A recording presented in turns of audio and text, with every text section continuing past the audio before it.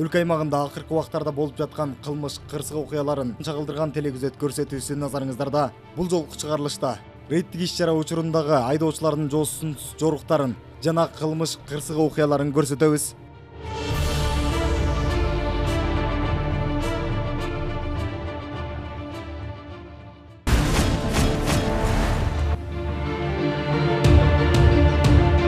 Бишкек шаарындагы рейд учурунда инспекторлор Honda Accord үлгүсүндөгү автоунааны токтоткон учурда айдоочудан аралыктан спирт ичимдигинин жыты келип жаткандыктан айдоочунун мас соосун тастыктоо үчүн наркология бөлүмүнө жеткирилди.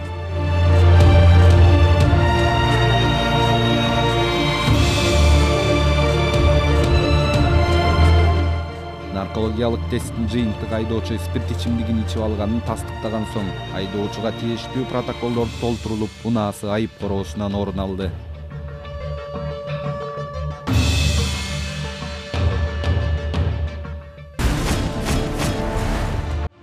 Сиздер көрүп турган кочкол жашыл түстөгү Honda үлгүсүндөгү автоунаа уруксатсыз атайын үн чыгаруучу шайман тагып жүргөндүгү үчүн инспекторлор тарабынан токтотулган.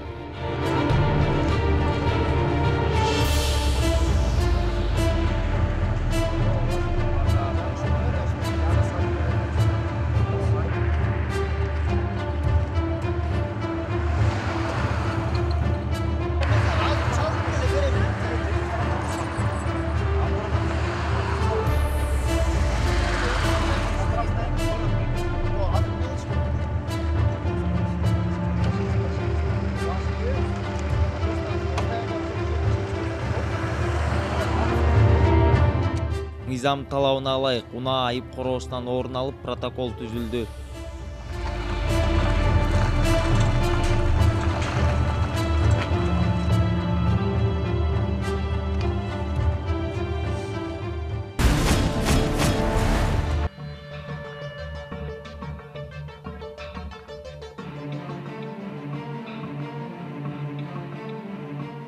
Ал эми бул Toyota Alphard үлгүсүндөгү автоунааны инспекторлор токтоткон учурда айдоочунун жанында айдоочулук күбөлүгү жок болуп чыккан.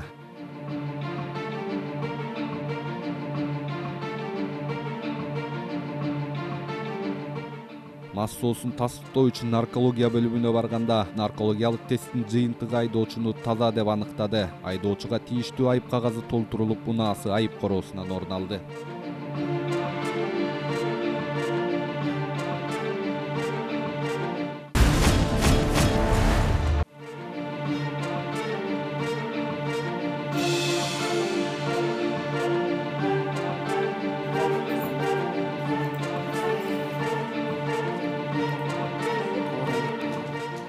жылдын 23 күнү Бишкек шаарынын Ленин рейвине БА аттуу жаран өзүнүн арызы менен кайрылган. Анда 2022 жылдын 23 күнү болжол менен саат 03:30 чамасында Бишкек шаарынын Чимкенский көчөсүнөн белгисиз адамдар ага карата күч колдонуп деп коркутуп, анын баасы 20 000 сомдук түзгөн Redmi Note 11 үлгүсүндөгү уюлдук телефон ачык түрдө тартып алып, окуя болгон жерден изин жашырып кетишкен. Жогоруда көрсөтүлгөн факт Бишкек шаарынын Ленин рейвинин кылмыштардын бирдиктүү реестрине Кыргыз Республикасынын кылмыш жаза кодексинин 206 беренесинин тоноо фактысы менен кылмыш иши козголгон. 2022 жылдын 7 октябрь күнү ыкчам издөө иш-чараларынын негизинде Бишкек шаарынын Ленин рейвинин кылмыш иликтөө кызматкерлеринин тарабынан кылмышка шектүү 1997 жылы туулган УЭ жана 1999 жылы туулган АА аттуу жарандар тергөө кызматына жеткирилген. Мы тут сидели, такая неадекватная женщина. 7 октябрда укук коргоочу Камил Рузиев Твиттердеги баракчасына төмөндөгүдөй маалыматты жарыялады. Каракол шаарынын 34 жаштагы тургуну майып. Анын айтымында милиция кызматкерлери тарабынан сабалып, Ысык Көл облустук ооруканасына жаткырылган. Дарыгерлер ага баш мээси чайкалган, көк ала деген диагноз коюшкан. Эки тараптан тең көрсөтмө алуу үчүн Каракол шаардык ички иштер башкармалыгынын тергөө кызматына жеткирилген. Бул факты Каракол шаардык ички иштер башкармалыгынын электрондук маалымат журналына да катталган. Милиция кызматкерлеринин бардык аракеттери видеого тартылып алынган. анда кол салуу фактысы жок. Тескерисинче ЭЭК милиция кызматкерлерине адепсиз сөздөрдү айтып, аларды уруп сабуу аракеттери менен айтылат. Ошол эле күнү Каракол шаарынын прокуратурасына арыз менен кайрылган Жаран ал өз арызында милиция кызматкерлери ур токмокко алганын айткан. Бул арыз Каракол шаарынын прокуратурасына каттоого алынып, буга чейин аймактык ооруканадан Каракол шаардык ички иштер башкармалыгына катталган билдирүү бир фактыга тиешелүү болгондуктан билдирүүлөр бириктирилип, Каракол шаарынын прокуратурасында каралууда.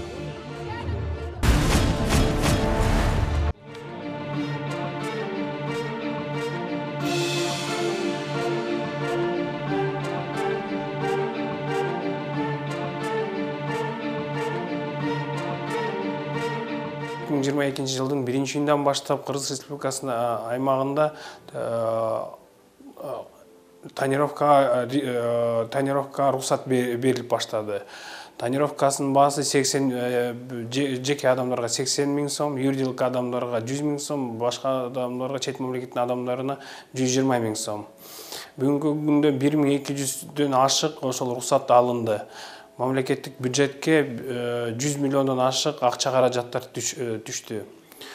Ошондой эле 9 айдын ичинде жаңы 2 цон ачылды. Бул 18 март күнү Кара Суу районунун Кара Суу шаарында Кара Суу сектору ачылды.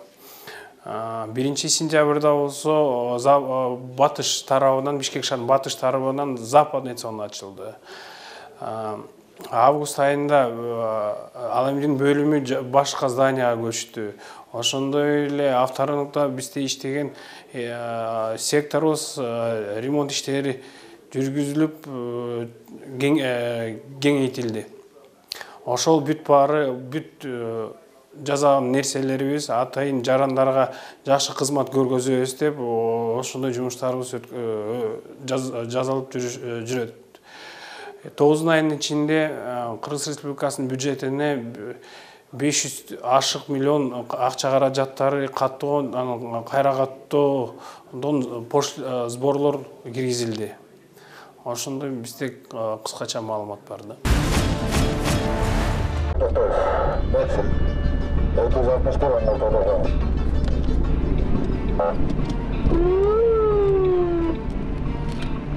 Ал эми сиздер көрүп турган кочкул кызыл түздөгү Chevrolet үлгүсүндөгү автоунаа туурасында айта турган болсок, автоунаанын айдоочусу жол ортосун бөлүп туруучу 2 катар сызыкты кезип өткөндүгү үчүн токтотулган. Аякта пешоход ылдыйында турат, пешоходдун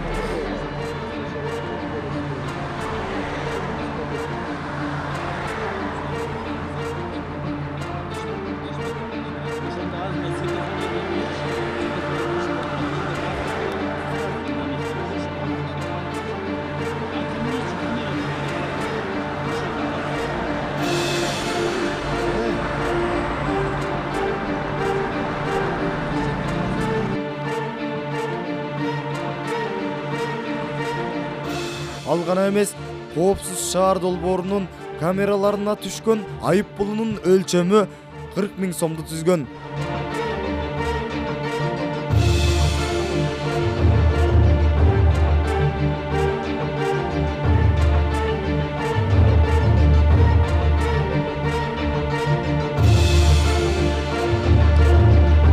Ал учурда айдоочуга түшүндүрүү иштери жүргүзүлүп, жеринен айып кагазы жазылып, унаасы айып короосунан орун алат.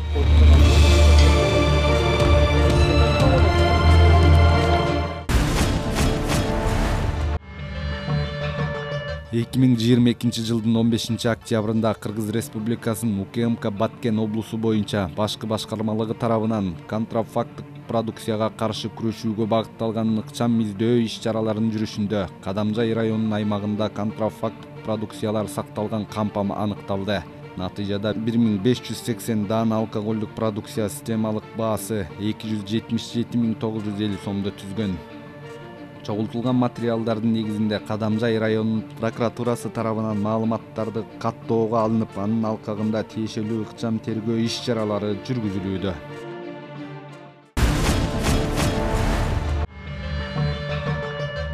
2022 жылдын 5 октябрында Баткен облусунун Карабаг айылында экономикалык контрабанданы аныктоо жана бөгөт коюу боюнча жүргүзүлүп жаткан ыкчам издөө иш-чараларынын жүрүшүндө Тажикстан Республикасынан контрабандалык жол менен кирген 2 миллион 750 миң АКШ доллары өлчөмүндөгү акча каражаты табылган. Жүргүзүлгөн ыкчам иликтөө иш-чараларынын алкагында мыйзамсыз иш-аракеттерге тиешеси бар болушу мүмкүн болгон Кыргыз Республикасынын 4 кыргыз жараны кармалып, Баткен облусунун ички иштер башкармалыгынын убактылуу кармоочу жайына киргизилди.